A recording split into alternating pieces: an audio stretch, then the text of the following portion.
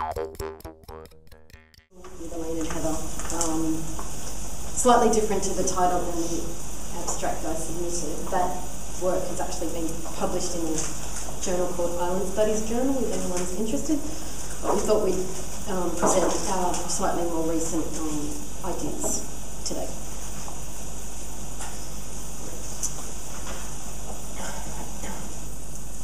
So what does a disappearing island mean culturally, spatially and politically? This question has intrigued us for a decade, applied to the islands of Tuvalu and more recently Kiribati, which as we all know are the atoll states predicted to be eventually uninhabitable in the Pacific due to rising sea levels associated with climate change.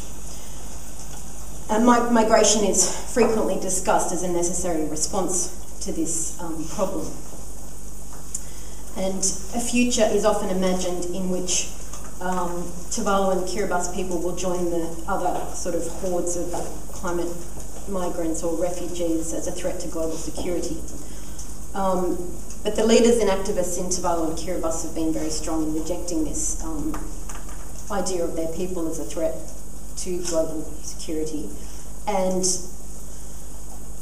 moving on from, that's kind of something that I've worked on quite a bit in the past, but moving on from that question, I think there remains the issue of how the predicted future of inundation is conceptualised and contested in performances of geographic identity among the people who live on the island slated for disappearance. Because there are real people who know in these islands who know really well that they are being labelled as likely future climate change migrants, and what does this knowledge mean to them? I think this question, asking this question is important empirically, even though it's quite difficult. We heard a lot yesterday about how climate migration as a policy and research category is almost impossible to locate in any sort of empirical way, at least in the present. But I think in Tuvalu and in Kiribati we can trace the effects of the discourse in the emotions and the utterances and relations to place of the people. So this paper approaches this kind of issue from the point of view of post-colonial scholarship in the Pacific. People like Apeli Hauofa, Elizabeth Delowry and Greg Denning, who conceptualise Pacific identities in terms of a dialectic between place and mobility, rejecting the imagining of Pacific place in terms of small, isolated, remote islands, and instead centralising oceanic expanses as central to Pacific ways of knowing and being. According to Hauofa, the ocean is our most important metaphor. The ocean is in us.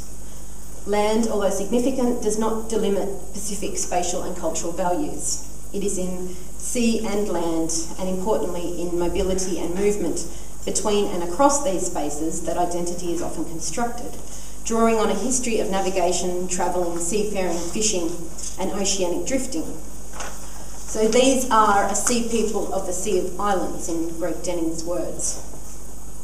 Taking these ideas about rooted and yet mobile Pacific identities as a starting point, we would like to consider whether, in the current anticipation of a climate crisis, there is a collective relinquishing of the idea of mobility in performances of identity among Tuvaluan people. It seems to us that there is a sedimentation of a sedentarist feeling, an increased attachment to rootedness among its citizens. For the people of Tuvalu in the era of dire climate change predictions, there is emerging an attempt to forge a static and sedentary sense of self, as if performing a stronger rootedness in disappearing islands will be a source of cultural strength if and when the disappearance begins. So how and in what ways might the mobility of everyday life, which is, Tuvaluans are a very mobile people, how might this be downplayed in articulations of identity, while mobility remains significant as an actual phenomenon? And is it positioned as separate from ideas about future wholesale relocation or mobile sovereignty? It is not uncommon for Tuvaluans to assert that they would rather die or drown with their islands than move elsewhere when talking about climate change. Contrastingly, it seems to be the case in Kiribati that there is a state-led attempt to formalise outward-looking mobile identities in a warming world, as Celia talked about yesterday. In response to the possibility of eventual inundation, the Kiribati government is beginning long-term planning for permanent international migration of its population, specifically as a response to climate change. But such policies have not been forthcoming in Tuvalu at all under recent leadership, so we think it's quite interesting to compare the two cases.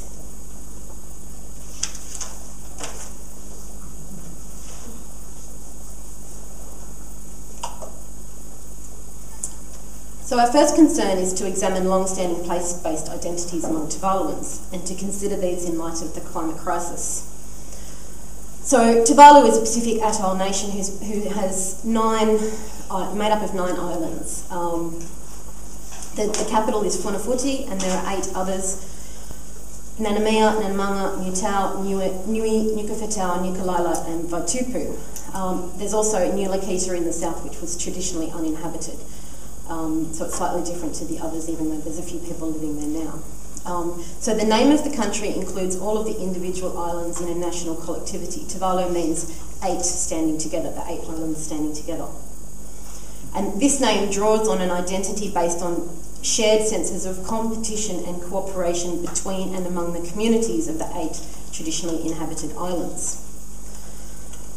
Now, the origins of the word Tuvalu are uncertain, but it is possible that it gained significance only after contact with non-Pacific people.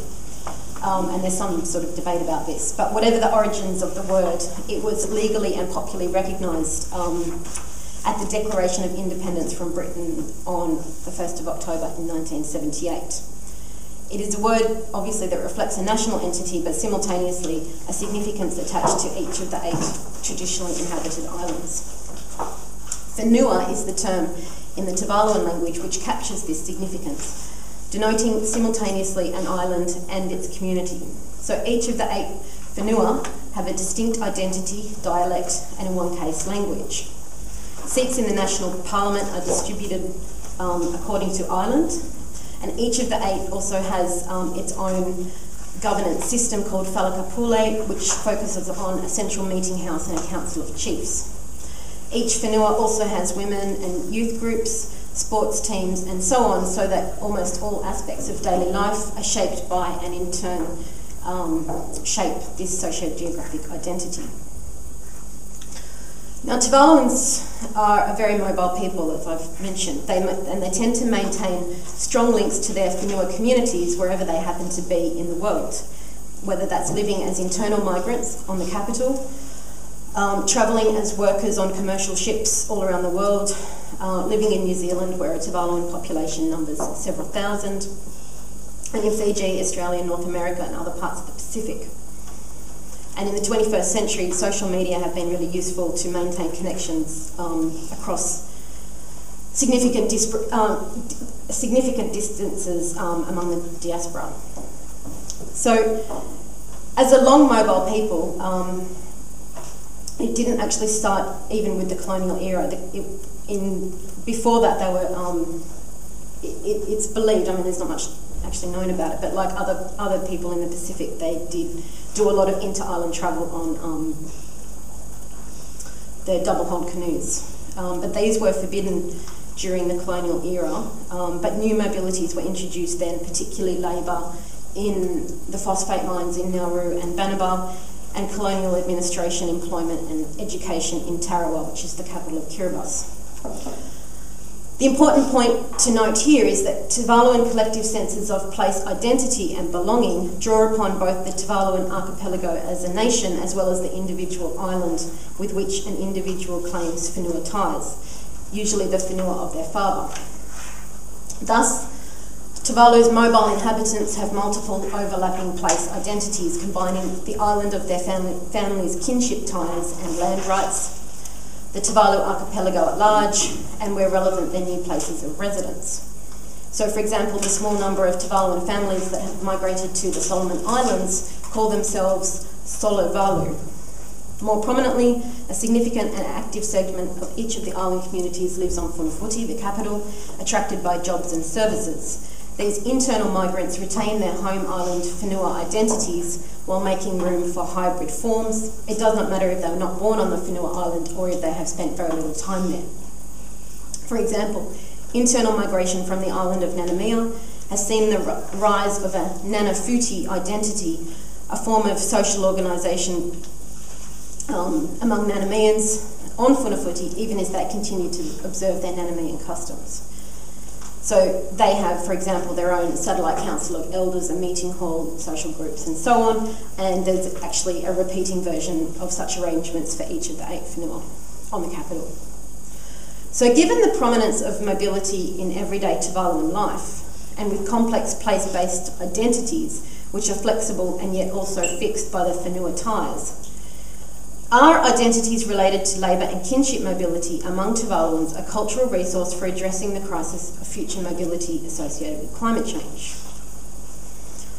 While the discussion thus far, and certainly Pacific post-colonial theories of identity, may seem to logically point in such a direction, we have observed contrary performances of identity among Tuvaluans.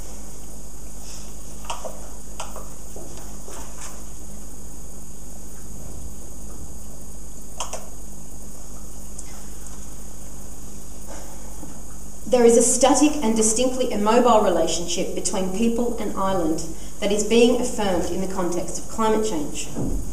Permanent migration away from disappearing islands is being expressed as an upheaval and rupture of a firmly territorial and rooted identity.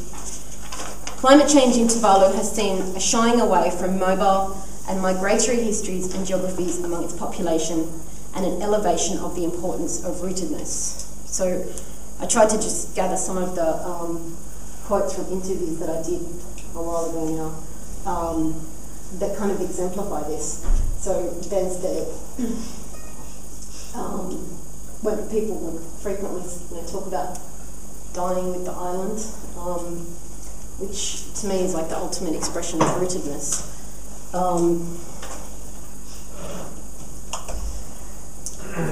But there's a lot of talk about, your identity is with the land,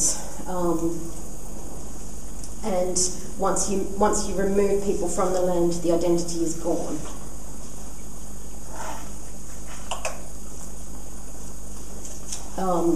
And also sort of just notions of having everything stay the way it is, like that people live on the island and they just want it to remain sort of static. So that sort of, there's not really much talk about, we are a mobile people and we are a migratory people. That's just not present at all.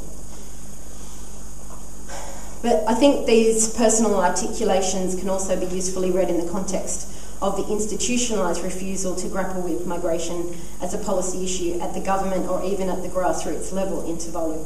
So countenancing of any collective or large-scale migration has been completely unpalatable in political circles in Tuvalu since around the turn of the millennium. There's been no migration policy has emerged, although it's interesting that back in the 90s, Tuvaluan leaders were asking Australian government for an island to move to, so that was sort of like their initial reaction to the problem of climate change. But that discourse has really died away now, and it's much more about this, we want to stay where we are. So the lack of attention to, so for instance, the Tuvalu National Adaptation Plan of Action, or the NAPA, which you might have heard of, sort of took place all around the world about 10 years ago, readily agrees with climate change as a crisis for the country, but migration of any sort is not officially considered in it, just not even mentioned. So this lack of attention, we suggest, results in part from a crisis of identity that is reifying rootedness in the islands as part of an emotionally charged reaction to the disappearing islands, or the prospect of the disappearing islands. Intriguingly, a draft report of the community consultations raised the possibility of relocation to Kiowa, which is an island in Fiji. This was an option put forward by the island community of Vaitupu, one of the whenua, during consultations, but it does not feature in the final plan. suggesting that community-level migration plans were subsumed in attempts to institutionalise adaptation according to the imperatives of national or international climate governance at the time. But more about the island of Kioa is useful to know here. It's legally in Fiji, but it is an island populated almost entirely by people of Tuvaluan ancestry. It has become, in the space of less than a century, a sort of supranational sub-whenua, an extra island, like a suburb of Vaitupu, a place of some significance to all Tuvaluans, but mostly only to the whenua of Vaitupu. And what happened was that in 1946, the Vaitupu community collectively agreed to purchase Kioa at an auction. Such things were still possible, and I'm not sure if you could do something like that today. They raised the money and just went and bought it. So a subsection of the population then moved there, and the descendants remain there today. And although Kioa is within Fiji's national territory, it doesn't get much support from the Fiji government and also none from Tuvalu national government. But its inhabitants maintain strong political, economic and kinship links with the Vaitupu community in Tuvalu. So when members of that community suggested Kioa as a possible relocation site for Tuvaluans in the event of significant sea level rise, because it's a high island, yet it wasn't taken up as an actual serious plan. So the role of Kioa in the cultural dynamics of the whenua means that island communities other than the Vaitupuans may have hesitated to support this idea, because Vaitupuans' capacity to, their power would be increased. The rest of the whenua would be sort of forever indebted to them if they opened up Kioa to relocation to everyone. And other whenua may also see little reason to move to Kioa, because for them social networks would be better and employment and education and everything else would be better elsewhere. But Vaitupuans with a fixed and stable island in Fiji to enable their imagining of a mobile extension of their whenua identities. So they had they could imagine a cultural, if not a legal, continuity in their identity. They were more easily able to countenance migration as a formal plan than any other community in Tuvalu. Nevertheless, this future was institutionally erased from policy at the national level.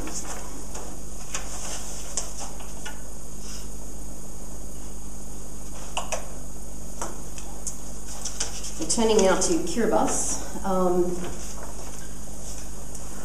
which is a group of 33 islands, 32 of which are low-lying atolls. The predominantly Micronesian population numbers roughly 103,000 compared with Tuvalu's 11,009 islands, so it's a bit bigger. But the atolls are similar to Tuvalu both geologically and in terms of human settlement, and face very similar predictions about sea level rise. Unlike the government of Tuvalu, the government of Kiribati explicitly views planned migration as a preventive measure for islanders facing inundation in the long term. The approach to climate change migration under the recent Tong administration was to integrate it with broader climate change adaptation strategies, aiming to prevent forced migration when possible and managing migration to promote human security when it's not avoidable. So this involves a gradual economic and education-based international migration, as explained yesterday. It has been operationalised by introducing this policy of migration with dignity, offering opportunities for voluntary migration, for example, under bilateral agreements with Australia and New Zealand.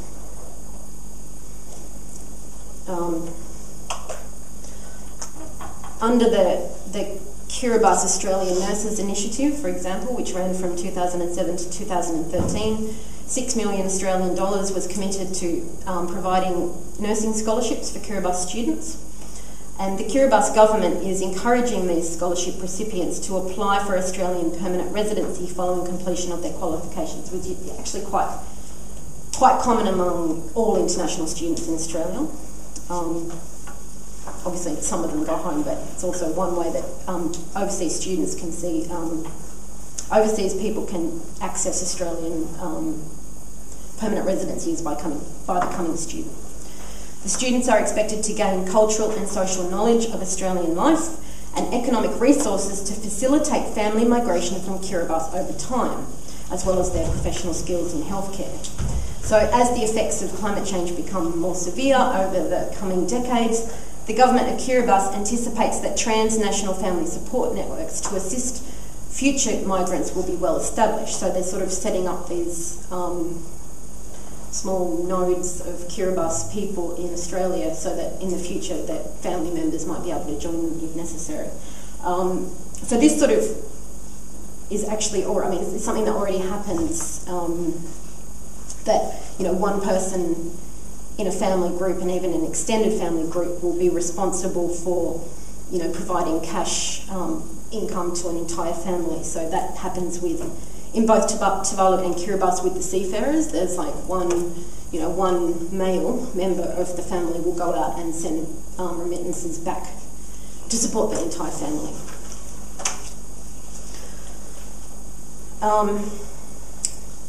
But the experiences of these groups of Kiribati migrants who are being named really as the world's first, I think, voluntary international climate migrants, whether or not they're being driven by climate change or not, but the label is there. They haven't been studied, so it is not possible to comment on how their place-based identities might be changing in this context, like I've done for the Tuvaluans. It is also unknown to what extent such migration is considered a matter of choice among those participating in the schemes. Would they like to return home following their studies or stints as agricultural workers? That's another scheme that very unskilled labour is coming and working in Australian farms. But they feel an obligation based on family or national duties to stay in Australia.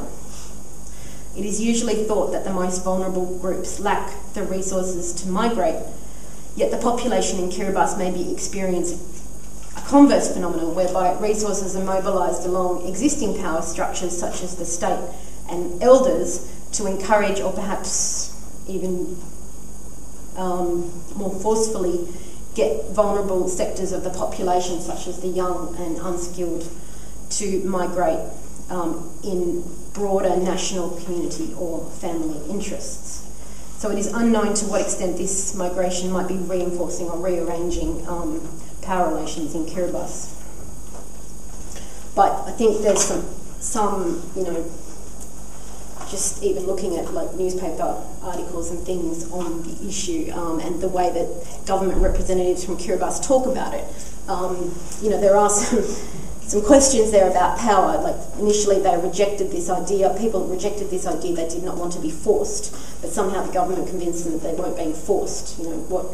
What exactly are the mechanisms that are in place there to encourage or let people know that they have the choice to move or to go. I worry about this because I know that in Pacific cultures, the young people tend to be, they don't have a lot of say in what happens to them.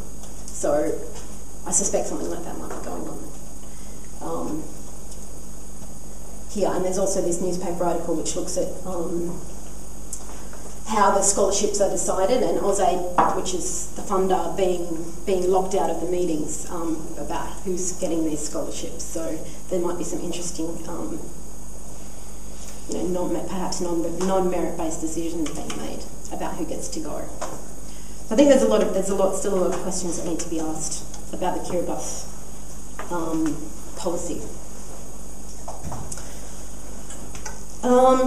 So to wrap up, post-colonial conceptualizations of a Pacific identity have persuasively argued that based on Pacific geographies and histories, it is important to hold both stability and mobility in open and productive dialogue.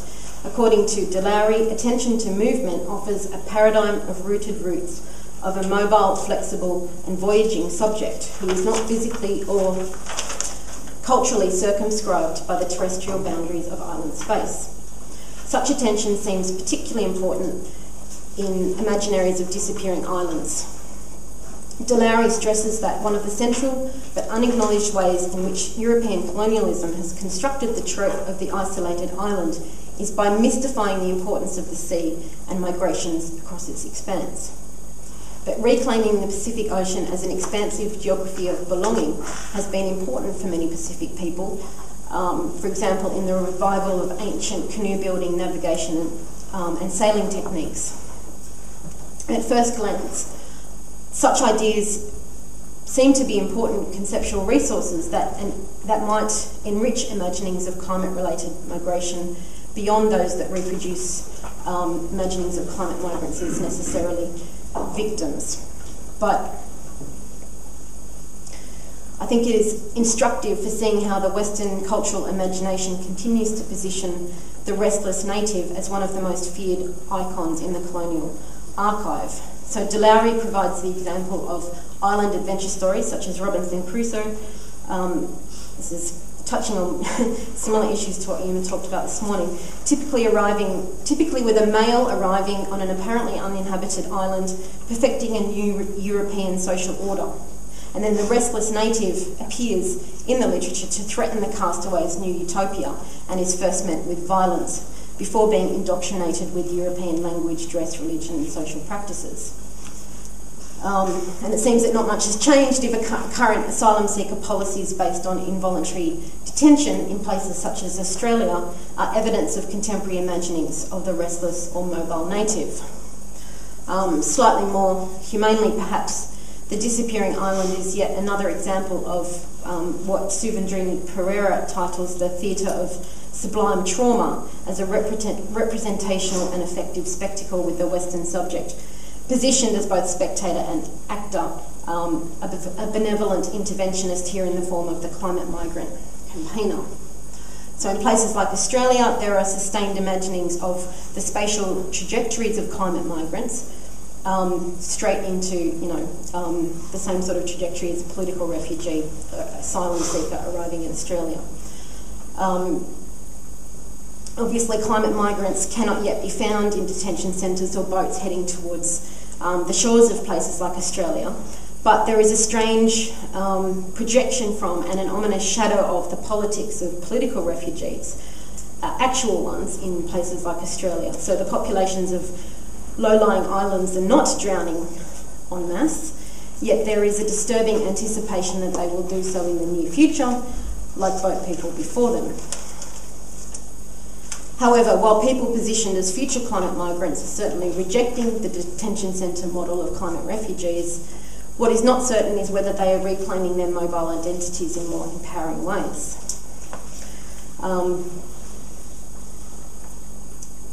So we saw in Tuvalu a crisis of identity related to disappearing islands, a turn to insular and sedentarist forms, a collective forgetting of everyday mobility as a resource. It is not possible to analyse migration in policy in Tuvalu as it has been ignored at that level, but the example of the Vaitupu whenua envisaging a migration to Kioa in Fiji being erased from the official climate change adaptation plan of action suggests that there's just this complete freezing up around the whole issue of migration in Tuvalu. In contrast, the Kiribati government has formalised and publicly proclaimed its intention for its population to migrate with dignity, yet significant knowledge gaps remain here, specifically from where did the migration with dignity policy emerge and to what extent is this idea shaping the place-based identities and power relations of the population. Is the Kiribati concept of tiaba, which is similar to the Tuvaluan concept of whenua, is it facing a similar turn to rootedness in the face of migration associated with climate change, despite or perhaps because of the government policy? Or is the ostensibly empowering government discourse on migration with dignity, is it mobilising mobile identities? Further, will Tuvaluan people reclaim their dialectical identity as a mobile, outwardly focused people, as well as one with strong political, cultural and emotional ties to the disappearing islands? Or will the strong sense of rootedness give rise to a new political movement agitating for an as yet unknown type of sovereignty? I'm hoping to continue to explore these types of questions. Thank you.